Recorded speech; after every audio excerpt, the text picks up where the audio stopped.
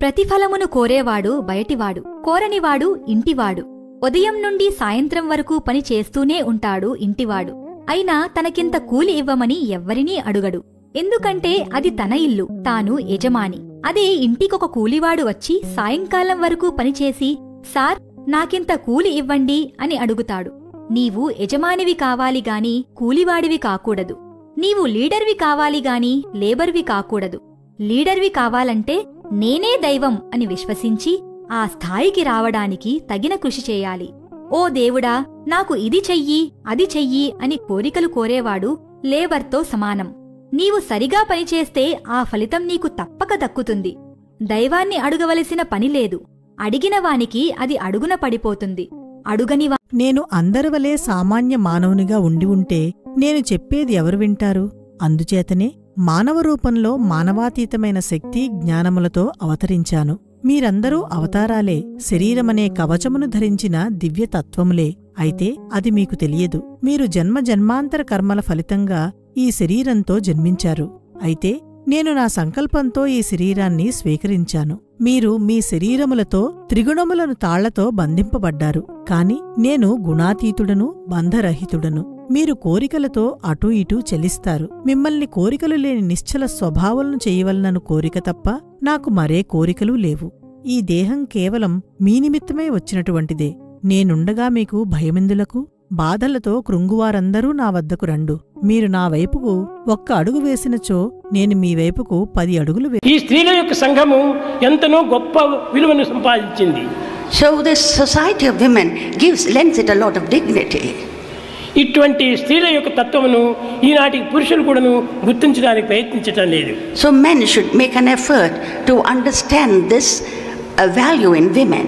దేశమును కూడాను హస్తగతము గావించుకునేటువంటి శక్తి కలిగినటువంటి స్త్రీలు ఈ స్త్రీలు.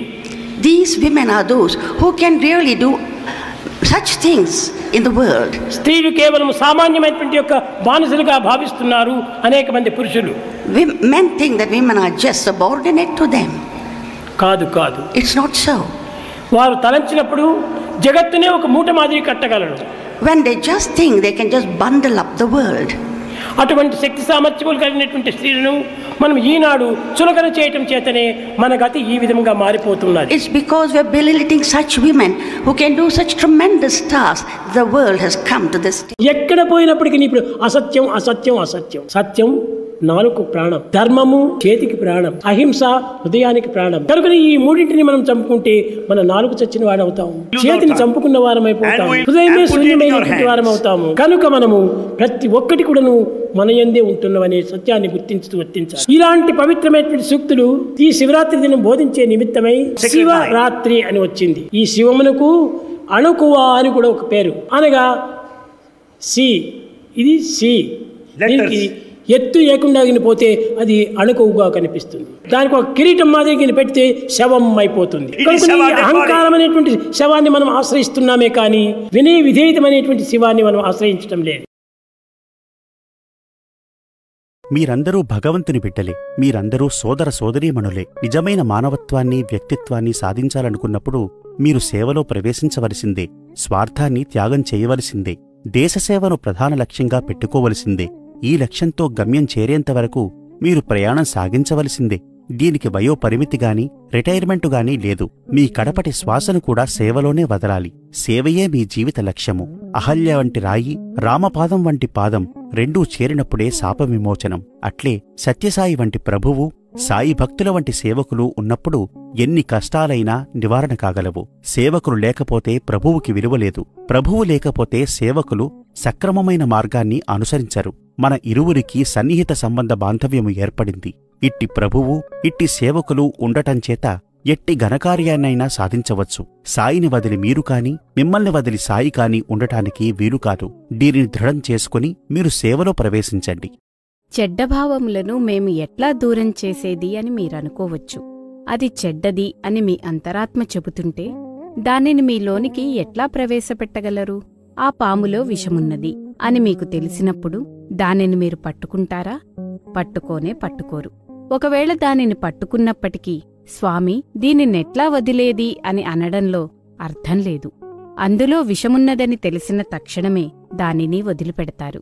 కాని అందులో విషమున్నదని మీకు తెలియకపోవటం చేత దానిని మీరు వదిలిపెట్టలేకపోతున్నారు. కనుక మీరు మొట్టమొదట చెడ్డభావాలు విషసర్పముల వంటివనే సత్యాన్ని గుర్తించాలి. అప్పుడే మీరు వాటిని దూరంగా ఉంచగలుగుతారు. మీలో సత్సంకల్పాలు అభివృద్ధి అవుతాయి. దీని నిమిత్తమై మీరు నిరంతరం దైవనామాన్ని స్మరిస్తూ ఉండాలి. దైవనామమే నావగా మారి మిమ్మల్ని సంసార సాగర మీరందరూ భగవంతుని బిడ్డలే. మీరందరూ సోదర సోదరీమణులే. నిజమైన మానవత్వాన్ని వ్యక్తిత్వాన్ని సాధించాలనుకున్నప్పుడు మీరు సేవలో ప్రవేశించవలసిందే. స్వార్థాన్ని త్యాగం చేయవలసిందే. దేశసేవను ప్రధాన లక్ష్యంగా పెట్టుకోవలసిందే. ఈ లక్ష్యంతో గమ్యం చేరేంతవరకు మీరు ప్రయాణం సాగించవలసిందే. దీనికి వయోపరిమితిగాని రిటైర్మెంటుగానీ లేదు. మీ కడపటి శ్వాసను కూడా సేవలోనే వదలాలి. సేవయే మీ జీవిత లక్ష్యము. అహల్య వంటి రాయి, రామపాదం వంటి పాదం రెండూ చేరినప్పుడే శాపవిమోచనం. అట్లే సత్యసాయి వంటి ప్రభువు, సాయి భక్తుల వంటి సేవకులు ఉన్నప్పుడు ఎన్ని కష్టాలైనా నివారణ కాగలవు. సేవకులు లేకపోతే ప్రభువుకి విలువలేదు. ప్రభువు లేకపోతే సేవకులు సక్రమమైన మార్గాన్ని అనుసరించరు. మన ఇరువురికి సన్నిహిత సంబంధ బాంధవ్యము ఏర్పడింది. ఇట్టి ప్రభువు, ఇట్టి సేవకులు ఉండటంచేత ఎట్టి ఘనకార్యాన్నైనా సాధించవచ్చు. సాయిని వదిలి మీరు కాని, మిమ్మల్ని వదిలి సాయి కాని ఉండటానికి వీలుకాదు.